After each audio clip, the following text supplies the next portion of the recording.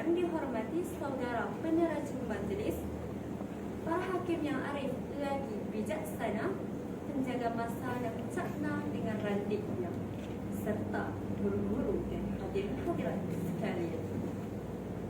Pada pagi yang mulia ini, saya menyampaikan pidato yang bertajuk Bahasa Melayu ialah bahasa ilmu. Para hadirin yang saya muliakan, sebelum saya meneruskan pidato saya, izinkan saya menjelaskan definisi tajuk saya. Bahasa bermaksud. Bahasa menurut Kamus Dewan edisi keempat bermaksud kata-kata yang disusun menurut tata bahasa dan digunakan oleh seseorang melalui percakapan maupun tulisan. Melayu pula bermaksud nama sesuatu bangsa, terutama di semenanjung Malaysia. Perkataan ilmu adalah perkataan yang mengungkapkan ilmu untuk ilmu dan memiliki ciri-ciri yang tersendiri.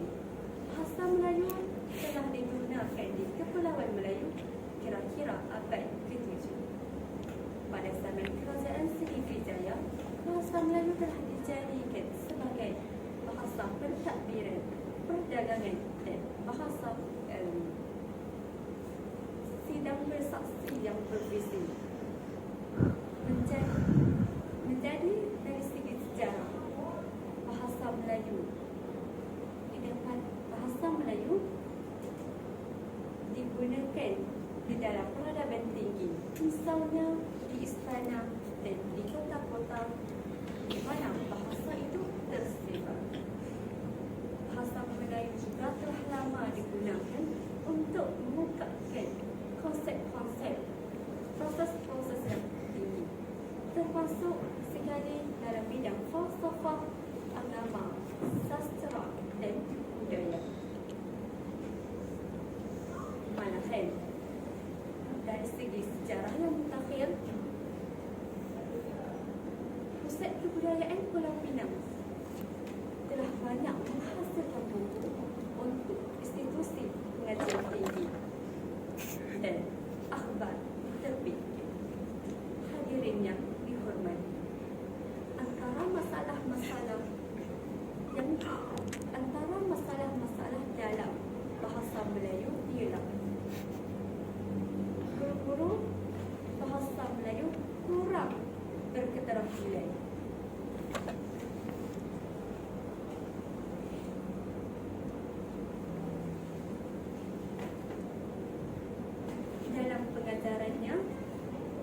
Dalam pengajarannya di peringkat rendah dan menengah, kemahiran berkomunikasi dan penulisan tidak memberi penekanan secara bersungguh-sungguh.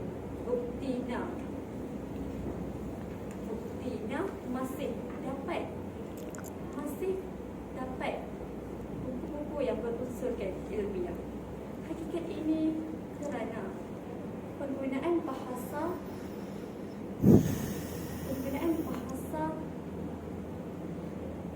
harian rakyat Malaysia terdapat beberapa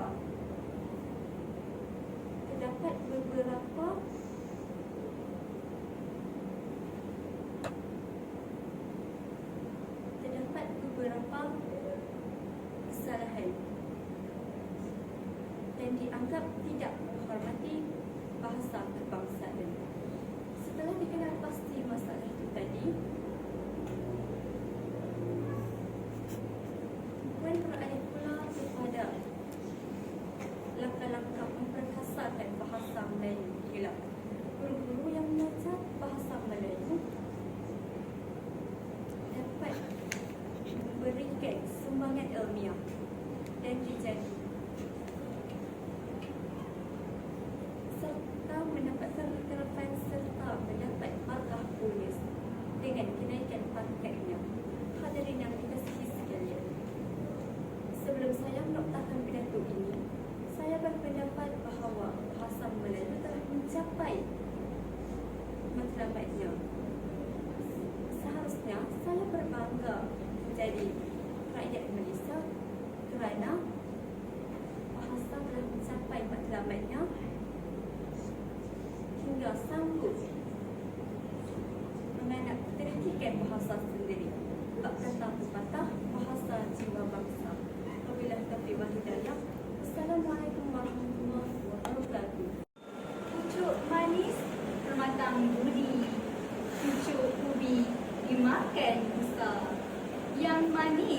bernama budi, yang indah bernama bahasa.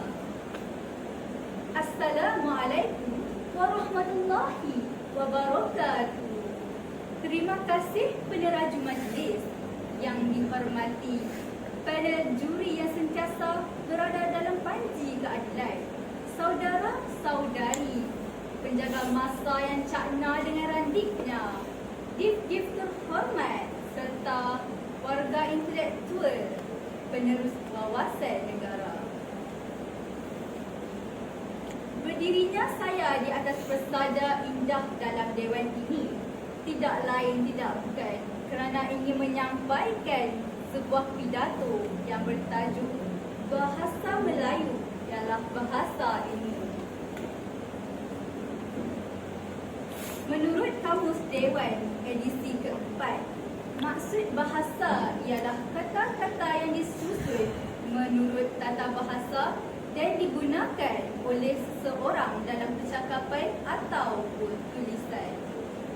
Manakala Melayu pula bermaksud nama suatu bangsa dan bahasa termasuk di semenanjung Malaysia.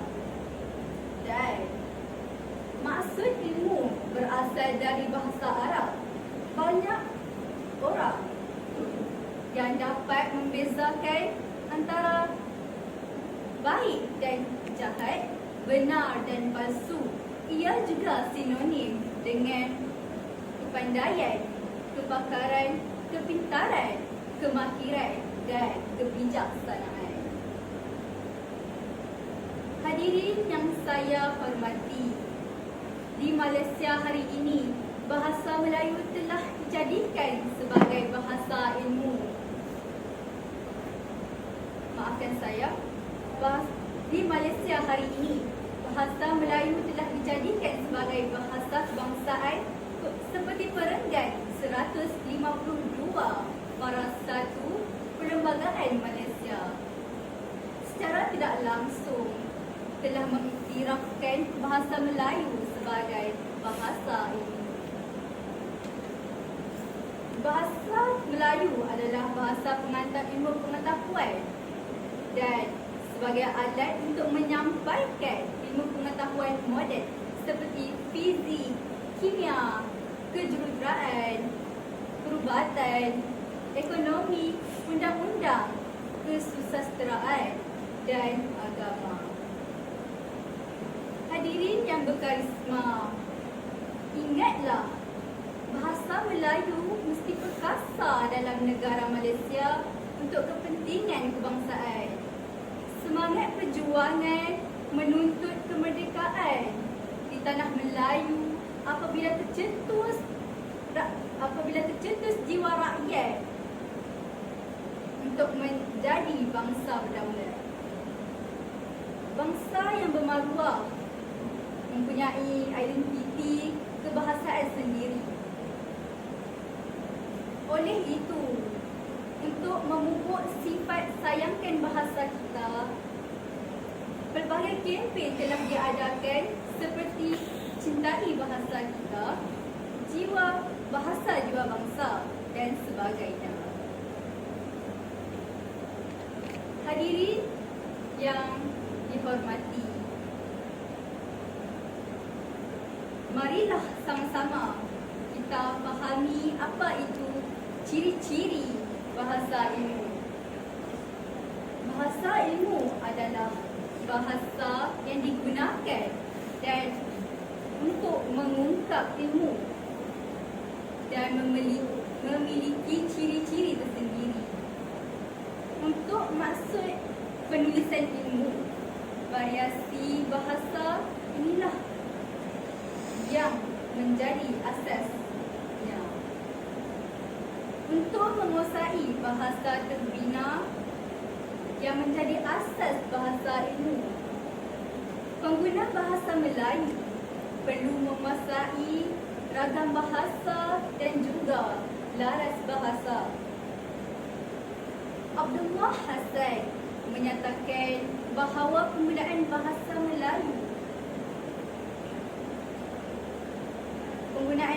Melayu perlu dibuat oleh dan juga mempunyai ciri-ciri yang dramatis, halus, jitu, intelektual dan elitis. Hadirin yang bervisi, masalah-masalah bahasa Melayu adalah seperti contoh, ramai pemuda sekarang di Malaysia hari ini ramai yang menggunakan seperti penggunaan bahasa rojak, iaitu bahasa pasar. Selain itu, ramai juga para pemuda hari ini yang sering merosak-rosakkan bahasa Melayu pada akhir kata. Suka saya simpulkan bahawa bahasa Melayu telah mencapai tahap kesempurnaan, mampu bersaing dan berdaya maju dalam mencapai bahasa ilmu. Marilah kita sama-sama sayangi bahasa ibunda kita, iaitu bahasa Melayu, bahasa jiwa bangsa. Sekian, wabillahi taufiq wal hidayah. Assalamualaikum warahmatullahi wabarakatuh. Jarum emas letak di pasar, letak di dalam talam swasta. Mulai terkenal di Nusantara, membawa warisan tanah bangsa. Assalamualaikum warahmatullahi wabarakatuh. Yang dihormati para pendiri yang sentiasa bersama panji keadilan, para penjaga masa yang sentiasa cakna dengan randinya para div-div kehakiman, serta warga intelektual penerus wawasan negara. Begitu maudu saya pada hari ini, warisan negara dipelihara. Sebelum saya masuk ke pidato saya dan saya akan menerangkan tentang ilmu saya akan menyatakan definisi tajuk saya yang saya telah sebutkan pantun sebentar saja tadi, iaitu warisan negara dipelihara. Maksud dari Kamus Dewan edisi keempat, warisan bermaksud satu, warisan turun-temurun yang ada di bawah kita, warisan negara kita yang perlu kita pelihara ketika mana zaman generasi, zaman ke zaman. Jadi pada hari ini saya akan teruskan dengan pragmatik saya, pragmatik yang saya akan jelaskan bagi mengukuhkan lagi semangat warisan negara kita terhadap anak-anak muda dan juga golongan-golongan rakyat yang sering seiring dengan zaman berzaman itu yang telah berubah dari zaman ke zaman. Jadi pragmatik saya yang pertama, seni warisan seiring dengan warisan negara. Jadi terlihat anak-anak muda kita pada hari ini, generasi muda kita alpa dan leka dengan peredaran zaman. Apa buktinya? Generasi muda kita lupa dan alpa akan seni warisan negara kita. Seperti mana yang kita tahu, pada era globalisasi yang telah lonjak sekian ini, kita boleh lihat anak-anak muda kita berfoya-foya dalam media sosial, membuat perkara-perkara yang tidak sepatutnya dan tak ada semangat jati diri, semangat kesenian warisan negara kita berbanding dengan generasi-generasi muda ketika mereka dahulu. Jadi inilah yang perlu saya pertimbangkan dan perlu kita tahu tentang warisan negara kita agar anak-anak muda kita terus bangkit menentang segala anasir-anasir dan peluang bagi menaikkan warisan negara kita dan menyemangatkan lagi semangat patriotisme untuk menaikkan lagi semangat warisan negara kita. Pragmatik saya yang kedua adalah seni warisan yang telah dilupakan sejarah. Seperti mana yang kita tahu, anak-anak muda kita pada hari ini melupakan sejarah yang begitu mudah, sejarah yang begitu penting bagi kita menaikkan semangat, menaikkan ataupun mengenangkan warisan negara kita. Seperti contoh, anak-anak muda kita sibuk lupa alpa dan dengan kita punya sejarah negara kita. Mereka berfoya-foya di media sosial, mereka bermain-main. Jangan kata golongan generasi muda, generasi tua, generasi yang seperti mana ibu bapa pun kurang ataupun kurang memberikan peranan yang penting dalam membentuk warisan negara bagi anak-anak kita. Pak kata pepatah, belum buluh biarlah dia berbunyi. Jikalau ibu bapa sahaja tidak dapat membuat kemudian yang baik, apatah lagi anak-anak yang baik. Jadi ibu bapa juga memain peranan yang penting bagi membentuk semangat warisan terhadap anak-anak bangsa kita generasi muda. Seterusnya, pragmatik saya yang ketiga adalah semangat ataupun langkah-langkah bagi mengukuhkan ataupun menaikkan semangat warisan negara bagi generasi muda. Macam yang kita lihat, generasi muda yang saya sebutkan tadi, banyak mereka boleh apa dengan perkara yang sepatutnya mereka peringatkan atau mereka tegaskan dan mereka mengenal, iaitu warisan negara. Warisan negara merupakan satu warisan yang perlu kita ada di setiap daripada rakyat, sama ada muda ataupun tua, bagi meningkatkan lagi semangat terhadap cinta akan negara. Jadi, pragmatik saya yang ketiga ini akan memberikan langkah-langkah supaya masyarakat generasi muda maupun tua, maupun lebih daripada apa, mampu untuk menyertai atau menghargai warisan negara kita yang dibuat turun demi turun. Yang pertama, kita dapat mengubah generasi muda dengan mengajar mereka tentang warisan negara kita yang telah ada berabad-abad lamanya. Seperti kita dapat memasukkan elemen-elemen warisan negara di buku teks, sama ada sejarah, matematik, sains dan sebagainya lagi. Jadi kita boleh nampak generasi muda kita belajar tentang warisan negara kita secara tidak langsung dapat menaikkan lagi semangat cinta akan negara dan semangat warisan negara mereka. Dan mereka juga akan menjaga warisan negara sebaik mungkin. Jadi inilah yang saya nak pertengahkan tentang semangat warisan negara terhadap generasi muda. Bagaimana pula tentang generasi-generasi yang selain muda di luar sana, generasi ibu bapa, macam mana kita nak meningkatkan warisan negara mereka? Kita dapat buat dari segi mengadakan kempen atau mengadakan surah akbar, menyatakan warisan negara kita yang telah pupus ditelan di zaman. Jadi perkara-perkara seperti ini apabila kita buat, kita dapat meningkatkan bukan sahaja dari generasi muda, kita dapat meningkatkan juga daripada generasi golongan-golongan tua untuk mencintai dan juga dapat menjaga dan secara tidak langsung dapat pelihara warisan negara kita. Jadi perlulah kita bertukus lumus dan bersungguh-sungguh. Pak kata pepatah, nak seribu budaya, tak nak seribu budaya. Jadi kesimpulan yang saya dapat pada syarahan saya atau pidato saya pada hari ini adalah kita perlulah bersama-sama bertukus lumus dan perlulah memain peranan yang penting. Semua pihak perlu memain peranan yang penting, sama ada kerajaan, individu sekalipun, masyarakat dan juga ibu bapa, dan membentuk generasi dan masyarakat yang penuh dengan kecintaan dengan warisan negara.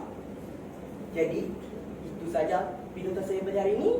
Moga-moga apa yang saya sampaikan ini dapat menaikkan semangat warisan negara kita sama ada pada hari ini dan juga melahirkan generasi muda yang cinta akan negara dan cinta akan warisan negara pada masa hadapan.